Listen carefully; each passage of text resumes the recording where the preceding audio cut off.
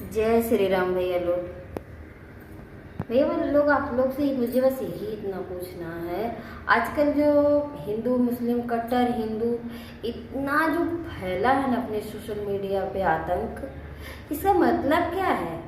हिंदुत्व का मतलब क्या है? मैंने तो यही सुना है और लोगों को पढ़ते हुए भी सुना। मैं अनपढ़ हूँ, लेकिन ऐसे लोगों के बीच में पली हूँ ना जो महान से महान है, तो इतना ज्ञान है मुझे भाई।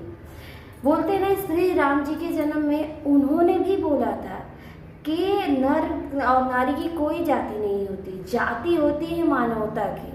सबसे बड़ी जाति मानवता की होती है। आप एक दूसरे को समझो, आप एक दूसरे के सुख दुख में काम आओ, वो सबसे बड़ी जाति होती है। मरते को जीवन देना बड़ी बात होती है, नहीं जिंदे को मारना। और अगर भाई लोग, मेरे सवाल का एक ही सवाल है, एकदम सिंपल सा सवाल। अगर एक माँ के दो बच्चे हैं, एक बच्चे का मतलब दो बच्चों का एक पिता है, तो बच्चों का कास्ट कैसे अलग होगा? उनको दो जातियों में कैसे विभाजित करोगे आप? सब बोलते हैं ना कि प्रभु का जो है कण कण में वास है।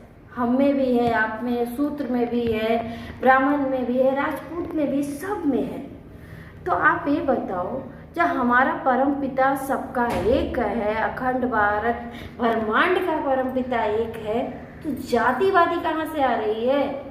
मैं भी एक हिंदू हूँ, लेकिन मैं ये फालतू चोचले को बिल्कुल नहीं मानती।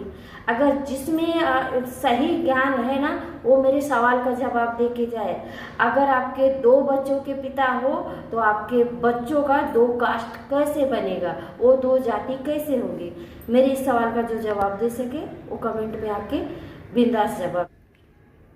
अगर किसी भाई के 5 बेटे हैं और पांचों बेटों का एक पिता है, तो वो ये बताए, अगर एक पिता के 5 बच्चे हैं तो वो बच्चे अलग कैसे होंगे?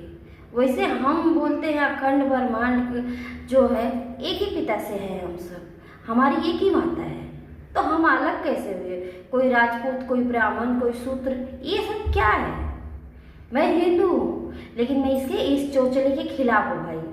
अगर मेरी बात गलत है, आके कमेंट में मेरे से सवाल करो, मैं उसका भी जवाब दूंगी। हिंदुत्व का मतलब ये होता है ना, एक मानवता, एक ऐसी मानवता जो हर एक को समझ सके।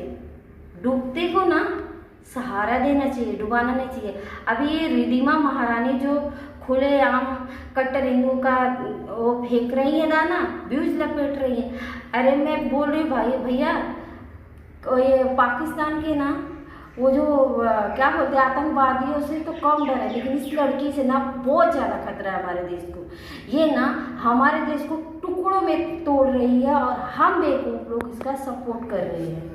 अरे भाई लोग, थोड़ा दिमाग लगाओ, दिल लगाओ। ये अनपढ़ गंवार के, इसका तो कोई समाज ही नहीं है, इसकी तो कोई जाति नहीं है, तो हम इसको क्यों सपोर्ट कर रहे हैं?